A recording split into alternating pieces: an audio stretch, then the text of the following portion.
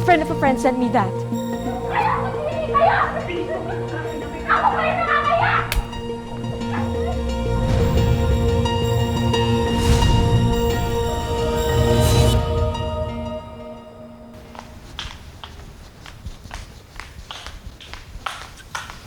Venice!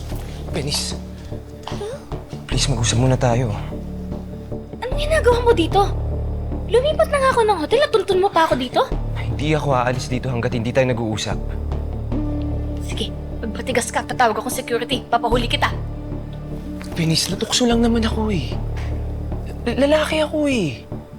Pero alam mo naman na ikaw lang ang mahal ko. Yung mga babaeng yun, wala laro-laro lang sa akin yun, Venice. Pwede ba? Tigilan mo na nga ako.